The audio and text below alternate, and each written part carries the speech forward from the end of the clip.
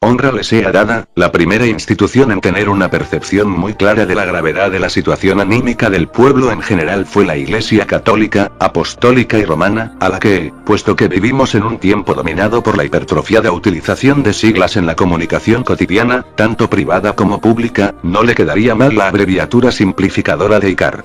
También es verdad que sería necesario estar ciega del todo para no ver cómo, casi de un momento a otro, se le llenaban los templos de gente angustiada que iba en busca de una palabra de esperanza, de un consuelo, de un bálsamo, de un analgésico, de un tranquilizante espiritual. Personas que hasta entonces vivían conscientes de que la muerte es cierta y que de ella no hay forma de escapar, pero que al mismo tiempo pensaban que, habiendo tanta gente para morir, ya sería mala suerte que les tocara, ahora se pasan el tiempo espiando tras la cortina de la ventana para ver si viene el cartero o temblando al volver a casa, donde la temible carta color violeta, peor que un sanguinario monstruo de fauces abiertas, podría estar esperando para saltarle encima. En las iglesias no se paraba ni un momento, las largas filas de pecadores contritos, constantemente refrescadas como si fueran cadenas de montaje, daban 2 vueltas a la nave central. Los confesores de guardia no bajaban los brazos, a veces distraídos por la fatiga, otras veces con la atención de súbito despierta por un pormenor escandaloso del relato, cuando acababan imponían una penitencia pro forma, tantos Padre Nuestros, tantas Ave Marías, y despachaban una apresurada absolución. En el breve intervalo entre el confesado que se retiraba y el penitente que se arrodillaba, le daban un bocado al sándwich de pollo que sería todo su almuerzo, mientras imaginaban compensaciones para cenar. Los sermones versaban invariablemente sobre el tema de la muerte como única puerta al paraíso celeste, donde, se decía, nunca ha entrado nadie que esté vivo, y los predicadores, en su afán consolador, no dudaban en recurrir a los métodos de la más alta retórica y a los trucos de la más baja catequesis para convencer a los aterrados feligreses de que, a fin de cuentas, se podían considerar más afortunados que sus ancestros, puesto que la muerte les había concedido tiempo suficiente para preparar las almas para la ascensión al Edén. Algunos curas hubo, sin embargo, que, dentro de la maloliente penumbra del confesionario, tuvieron que hacer de tripas corazón, Dios sabe con qué costo, porque también ellos esa mañana habían recibido el sobrecolor violeta y por eso tenían razones de sobra para dudar de las virtudes lenitivas de lo que en aquel momento estaban diciendo. Lo mismo les pasaba a los terapeutas de la mente que el Ministerio de la Salud, corriendo para imitar las disposiciones terapéuticas de la Iglesia, envió para auxilio de los más desesperados. Y no fueron pocas las veces que un psicólogo, en el preciso momento en que aconsejaba al paciente que dejara salir las lágrimas como mejor remedio de aliviar el dolor que le atormentaba, rompía en convulsivo llanto pensando que también él podría ser el destinatario de un sobre idéntico en la primera entrega postal de mañana. Acababan los dos la sesión en un lloro sin freno, abrazados por la misma desgracia, pero pensando el terapeuta de la mente que si le sucediera tal infortunio, todavía tendría 8 días, 192 horas para vivir. Unas orgías de sexo, droga y alcohol, como había oído decir que se organizaban, lo ayudarían a pasar al otro mundo, aunque corras el riesgo de que, la no asento etéreo onde subiste, se venga a agravar la nostalgia de este. Se dice, lo dice la sabiduría de las naciones, que no hay reglas sin excepción, y realmente así deberá ser, porque incluso en el caso de las reglas que todos consideraríamos máximamente inexpugnables como son, por ejemplo, las de muerte soberana, en que, por simple definición del concepto, sería inadmisible que se pudiera presentar cualquier absurda excepción, aconteció que una carta de color violeta fue devuelta al remitente. Se podrá objetar que semejante cosa no es posible, que la muerte, precisamente por estar en todas partes, no puede estar en alguna en particular, de donde resulta, por tanto, en este caso, la imposibilidad, tanto material como metafísica, de situar y definir lo que solemos entender como procedencia, o sea, en la acepción que aquí nos interesa, significa el lugar de donde vino. Igualmente se objetará, aunque con menos pretensión especulativa, que, habiendo estado 1000 agentes de la policía buscando a la muerte durante semanas, pasando el país entero, casa por casa, con peine fino, como si de un piojo esquivo y hábil en sortear obstáculos se tratara, y no habiéndola visto ni oído, es obvio que si hasta el momento en que nos encontramos no nos ha sido dada ninguna explicación de cómo las cartas llegan al correo, menos aún se nos dirá por qué misteriosos canales ahora le ha llegado a las manos la carta de vuelta. reconocemos humildemente que han faltado explicaciones, estas y con certeza muchas más, confesamos que no estamos en condiciones de darlas a gusto de quien las requiere, salvo si, abusando de la credibilidad del lector, y saltando sobre el respeto que se debe a la lógica de los sucesos, uniésemos nuevas irrealidades a la congénita irrealidad de la fábula, comprendemos sin costo que tales faltas perjudican seriamente su credibilidad, aunque nada de esto significa, repetimos, nada de esto significa que la carta color violeta a que nos referimos no haya sido efectivamente devuelta al remitente. Hechos son hechos, y tanto si se quiere como si no, pertenece a la clase de los irrebatibles. No puede haber mejor prueba de lo que se dice que la imagen de la propia muerte que tenemos delante de los ojos, sentada en una silla y envuelta en su sábana, y un aire de total desconcierto en la orografía de su ósea cara. Mira recelosa el sobre violeta, le da vueltas para ver si en él encuentra alguna de las anotaciones que los carteros suelen escribir en casos semejantes, como no aceptado, cambio de dirección, ausente en lugar desconocido y por tiempo indeterminado, fallecido, qué estupidez la mía, murmuró, ¿cómo podría haber fallecido si la carta que lo tenía que matar volvió atrás? Había pensado las últimas palabras sin darle atención, pero inmediatamente las recuperó para repetirlas en voz alta, con expresión soñadora, volvió atrás. No es necesario ser cartero para saber que volver atrás no es lo mismo que ser de vuelta, que volver atrás puede decir únicamente que la carta violeta no llegó a su destino, que en un punto cualquiera del recorrido pasó algo que la hizo desandar el camino, volver hacia el lugar de donde había venido. Ahora bien, las cartas solo pueden ir a donde las llevan, no tienen piernas ni alas, y, por lo que se sabe, no están dotadas de iniciativa propia, si la tuvieran apostamos que se negarían a llevar las noticias terribles de que tantas veces tienen que ser portadoras.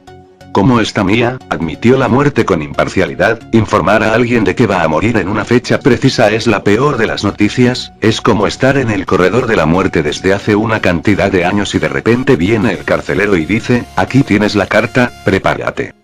Lo curioso del asunto es que todas las demás cartas de la última expedición fueron entregadas a sus destinatarios, y si esta no lo fue, habrá sido por cualquier fortuita casualidad, pues así como han existido casos de que una misiva de amor tardara, solo Dios sabe con qué consecuencias, 5 años en llegar a un destinatario que residía a 2 manzanas de distancia, menos de un cuarto de hora andando, también podría suceder que esta hubiera pasado de una cinta transportadora a otra sin que nadie se diera cuenta y luego regresara al punto de partida como quien, habiéndose perdido en el desierto, no tiene nada más en que confiar que el rastro que dejó tras de sí. La solución será mandarla otra vez, le dijo la muerte a la guadaña que tenía al lado, apoyada en la pared blanca. No se espera que una guadaña responda, y esta no rehuyó la norma. La muerte prosiguió, si te hubiera mandado a ti, con ese tu gusto por los métodos expeditivos, la cuestión ya estaría resuelta, pero los tiempos han cambiado mucho últimamente, hay que actualizar los medios y los sistemas, estar al tanto de las nuevas tecnologías, por ejemplo, utilizar el correo electrónico, he oído decir que es lo más higiénico, que no deja caer borrones ni mancha los dedos, además, es rápido, en el mismo momento que la persona abre el Outlook Express de la Microsoft ya está atrapada, el inconveniente es que me obligaría a trabajar con 2 archivos separados, el de los que utilizan ordenador y el de los que no lo utilizan, de cualquier modo tenemos mucho tiempo para decidir, están apareciendo nuevos modelos, nuevos designs, tecnologías cada vez más perfectas, tal vez un día decida experimentar, pero hasta entonces, seguiré escribiendo con pluma, papel y tinta, tiene el encanto de la tradición, y la tradición pesa mucho en esto de morir. La muerte miró fijamente el sobre de color violeta, hizo un gesto con la mano derecha, y la carta desapareció. Así sabemos que, contrariamente a lo que tantos creían, la muerte no lleva las cartas al correo.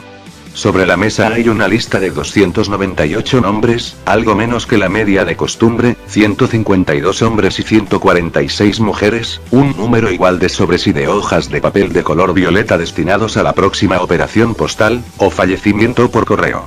La muerte añadió a la lista el nombre de la persona a quien se dirigía la carta que regresó a la procedencia, subrayó las palabras y posó la pluma en el portaplumas. Si tuviera nervios, podríamos decir que se encuentra ligeramente excitada y no sin motivos.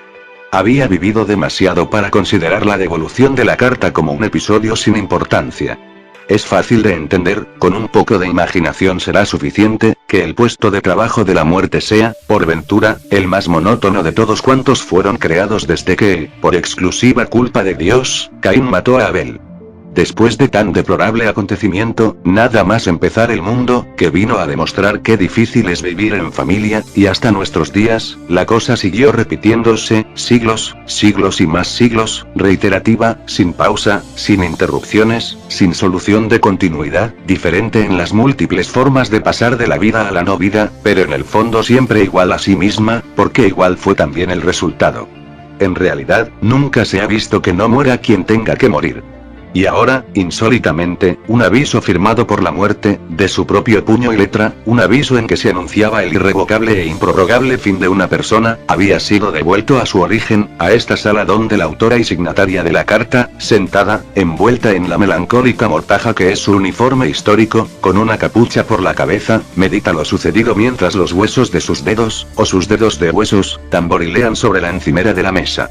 Se sorprende un poco al desear que la carta otra vez enviada le venga nuevamente de vuelta, que él sobretraiga, por ejemplo, la indicación de ausente en lugar incierto, porque eso sí sería una absoluta sorpresa para quien siempre consiguió descubrir dónde nos habíamos escondido, si de esa infantil manera alguna vez juzgamos poder escapar.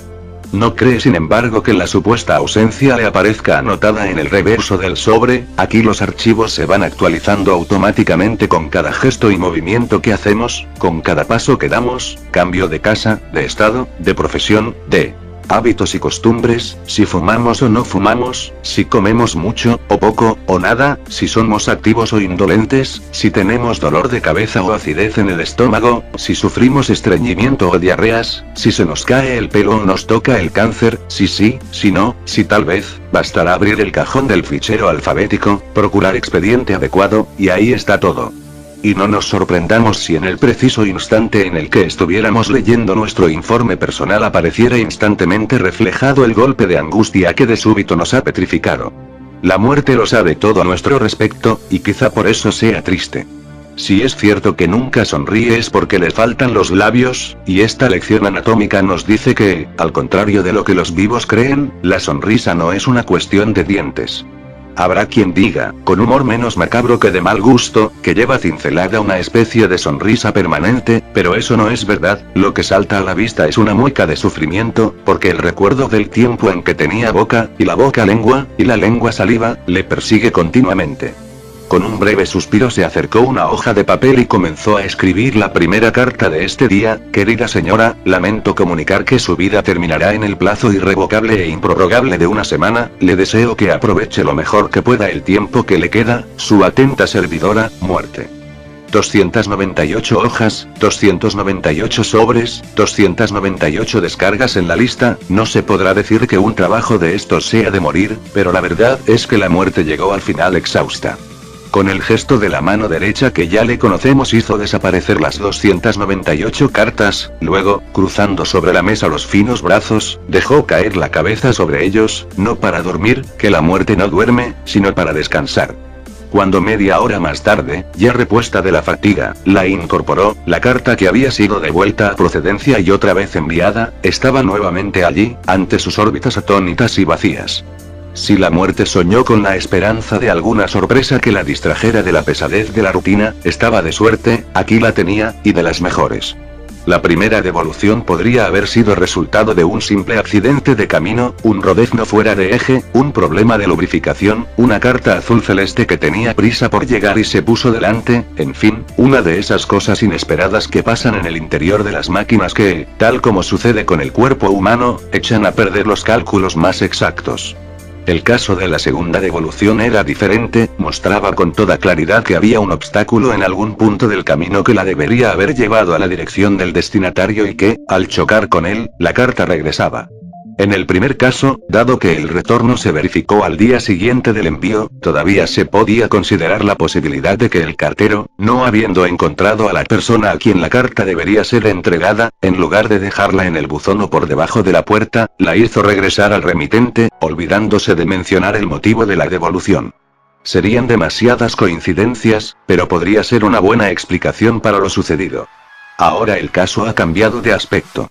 Entre ir y venir la carta había tardado nada más que media hora, probablemente mucho menos, dado que ya se encontraba sobre la mesa cuando la muerte levantó la cabeza del duro amparo de los antebrazos, es decir, del cúbito y del radio, que para eso mismo están entrelazados. Una fuerza ajena, misteriosa, incomprensible, parecía oponerse a la muerte de la persona, a pesar de que la fecha de su defunción estaba fijada, como para todo el mundo, desde el propio día de su nacimiento. Es imposible, dijo la muerte a la guadaña silenciosa, nadie en el mundo fuera de él ha tenido nunca más poder que yo soy la muerte, el resto es nada. Se levantó de la silla y se acercó al fichero, de donde volvió con el expediente sospechoso.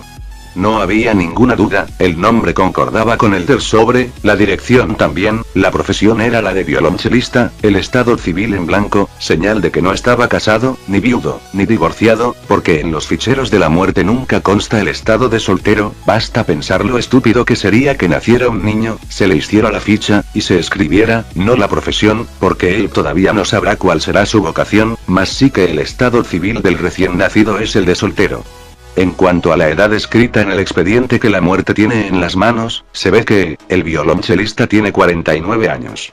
Ahora bien, si todavía fuera necesaria una prueba del funcionamiento impecable de los archivos de la muerte, ahora mismo la vamos a tener, cuando, en una décima de segundo, o aún menos, ante nuestros ojos incrédulos, el número 49 fue sustituido por 50.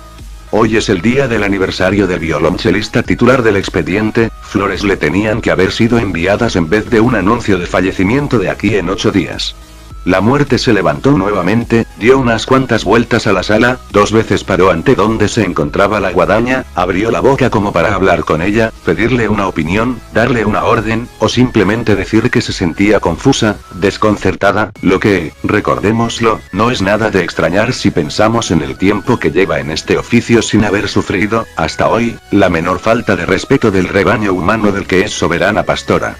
En este momento fue cuando la muerte tuvo el funesto presentimiento de que el accidente podría haber sido más grave de lo que a primera vista le había parecido.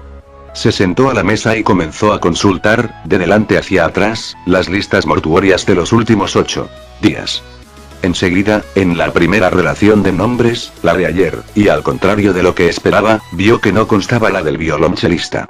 Siguió hojeando una, otra más todavía, y solo en la 8ª lista, por fin, lo acabó encontrando. Erradamente pensó que el nombre debería encontrarlo en la lista de ayer, y ahora veía, con escándalo inaudito, que alguien que ya debería estar muerto hace 2 días permanecía vivo. Y eso no era lo principal.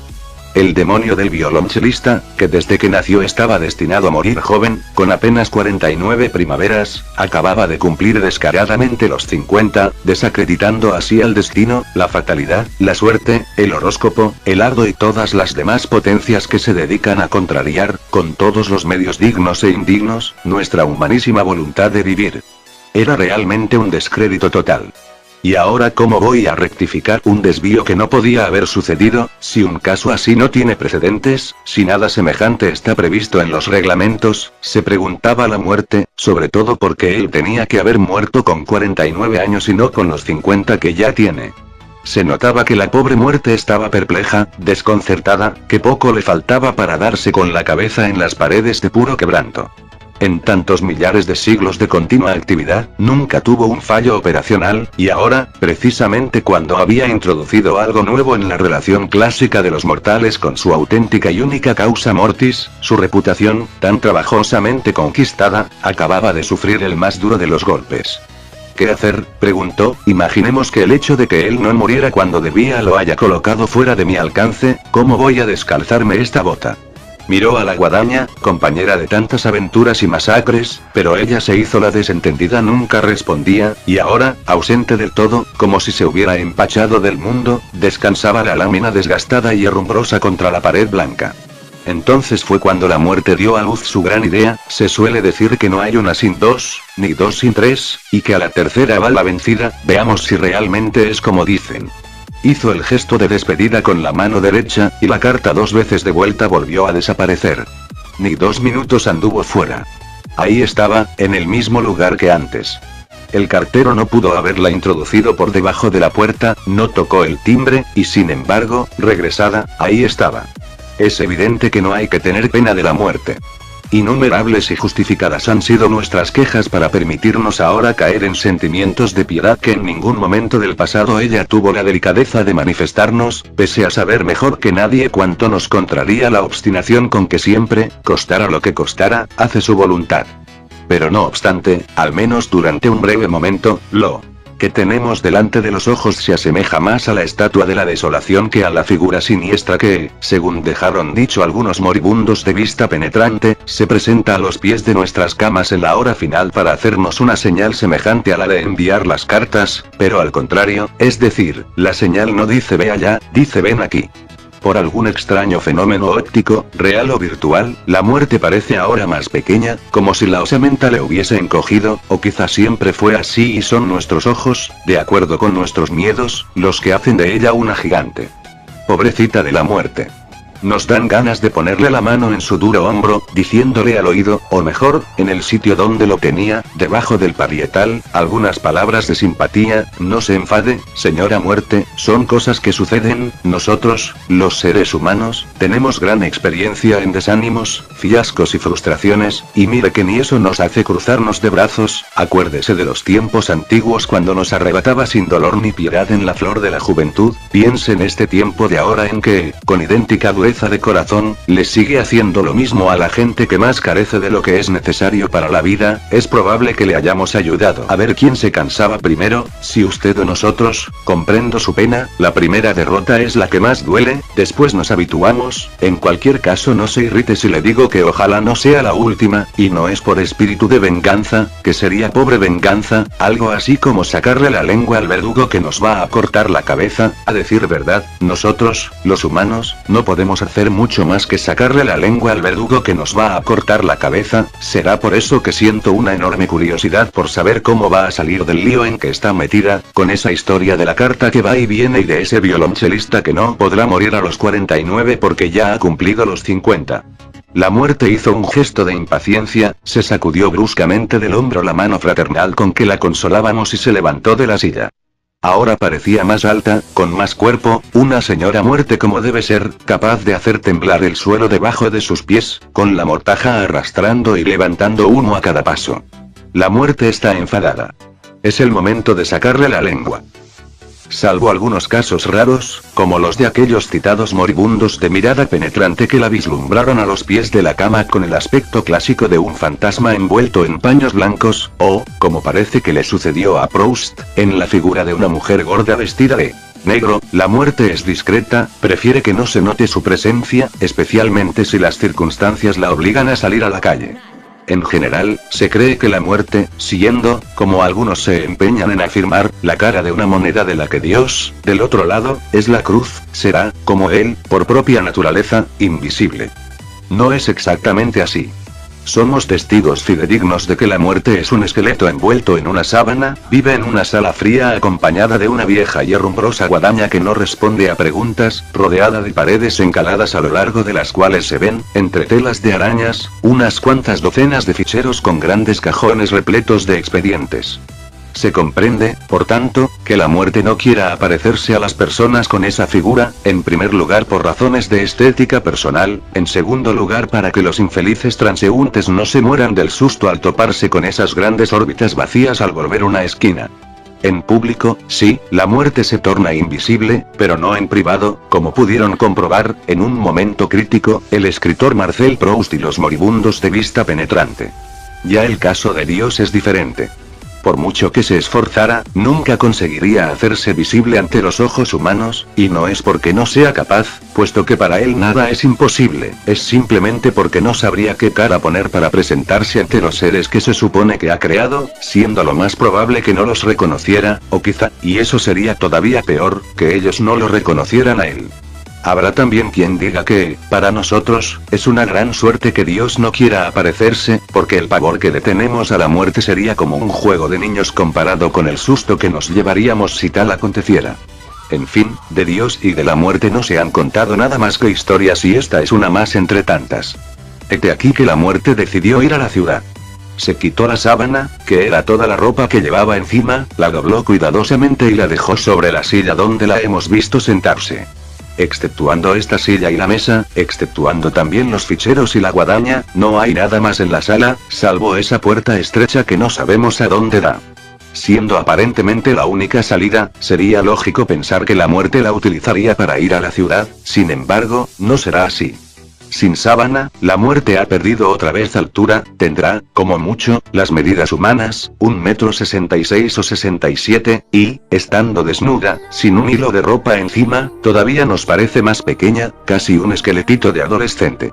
Nadie diría que esta es la misma muerte que con tanta violencia nos quitó la mano del hombro cuando, movidos por una inmerecida piedad, la pretendimos consolar en su pena. Realmente, no hay nada en el mundo más desnudo que el esqueleto.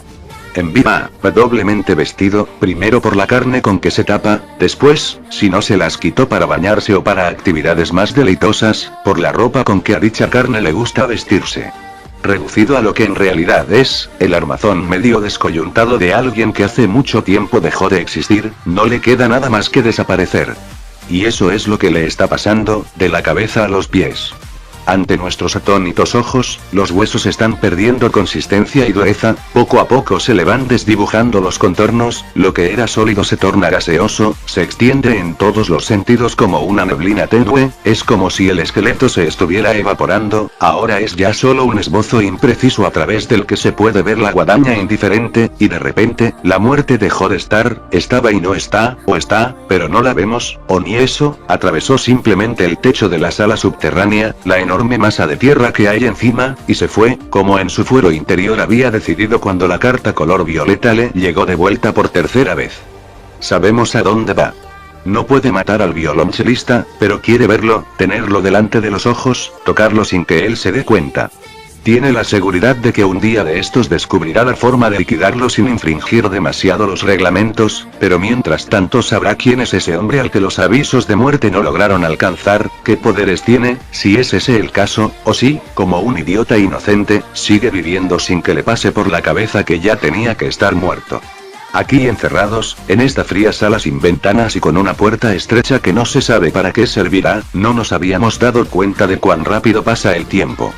Han dado las 3 de la madrugada, la muerte ya debe de estar en casa del violonchelista. Así es. Una de las cosas que más fatigan a la muerte es el esfuerzo que tiene que hacer sobre sí misma cuando no quiere ver todo aquello que en todos los lugares, simultáneamente, se le presenta delante de los ojos. También en este particular se parece mucho a Dios. Veamos. Aunque el hecho no se incluya entre los datos verificables por la experiencia sensorial humana, hemos sido habituados a creer, desde niños, que Dios y la muerte, esas eminencias supremas, están al mismo tiempo en todas partes, es decir, son omnipresentes, palabra, como tantas otras, mestiza del latín y griego. En verdad, sin embargo, es bien posible que, al pensarlo, y tal vez más aún cuando lo expresamos, considerando la ligereza con que las palabras nos suelen salir de la boca, no tengamos una clara conciencia de lo que eso puede significar. Es fácil decir que Dios está en todas partes, y que la muerte en todas partes está, pero por lo visto no nos damos cuenta de que, si realmente están en todas partes, a la fuerza tienen que ver, en todas las infinitas partes en que se encuentren, todo cuanto haya para ver. De Dios, que por obligaciones de cargo está al mismo tiempo en todo el universo, porque de otro modo no tendría ningún sentido que lo hubiera creado, sería una pretensión ridícula que mostrara un interés especial por lo que sucede en el pequeño planeta Tierra, que, por cierto, y esto quizá no se le haya ocurrido a nadie, él conoce con un nombre completamente diferente, pero la muerte, esta muerte que, como ya dijimos páginas atrás, está adscrita a la especie humana con carácter de exclusividad, no nos quita los ojos de encima ni un minuto, hasta tal punto que incluso quienes todavía no van a morir sienten que constantemente su mirada los persigue. De aquí podremos sacar una idea del esfuerzo hercúleo que la muerte tuvo que hacer en las escasas veces que, por esta o aquella razón, a lo largo de nuestra historia común, necesitó rebajar su capacidad perceptiva a la altura de los seres humanos, es decir, ver cada cosa de una vez, estar en cada momento en un solo lugar. En el caso concreto que hoy nos ocupa, esa es la explicación de por qué todavía no ha conseguido pasar de la entrada de la casa del violonchelista.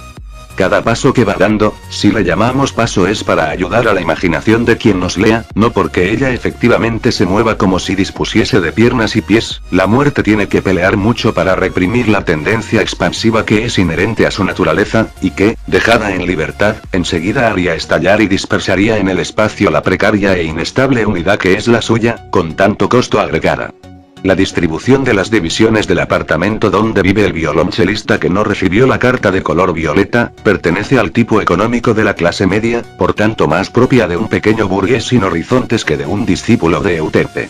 Se entra por un corredor donde, en la oscuridad, apenas se distinguen 5 puertas, una al fondo, que, para no tener que volver al asunto, queda ya dicho que da acceso al cuarto de baño, y 2 a cada lado. La primera, a mano izquierda, por donde la muerte decide comenzar la inspección, abre hacia un pequeño comedor con señales de ser poco usado, que a su vez comunica con una cocina aún más pequeña, equipada con lo esencial. De ahí se sale de nuevo al pasillo, justo enfrente de una puerta que la muerte no necesitó tocar para saber que se encuentra fuera de servicio, o sea, que ni abre ni cierra, modo de decir contrario a la simple demostración, pues una puerta de la que se dice que ni abre ni cierra es simplemente una puerta cerrada que no se puede abrir, o, como también suele decirse, una puerta condenada.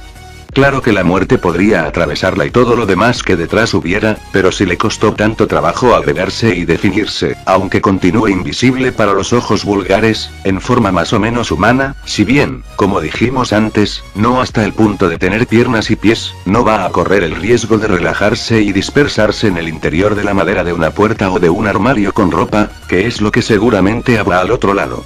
La muerte siguió pues por el pasillo hasta la primera puerta a la derecha de quien entra, y por ahí pasó a la sala de música, que otro nombre no se ve que pueda darse a la división de una casa donde se hallan un piano abierto y un violonchelo, un atril con las 3 piezas de la fantasía opus 73 de Robert Schumann, según la muerte pudo leer gracias a un farol de iluminación pública cuya desmayada luz anaranjada entraba por las 2 ventanas, y también algunos cuadernos amontonados aquí y allí, sin olvidar las altas estanterías de libros donde la literatura tiene todo el aspecto de convivir con la música en la más perfecta armonía, que hoy es la ciencia de los acordes después de haber sido la hija de Ares y Afrodita.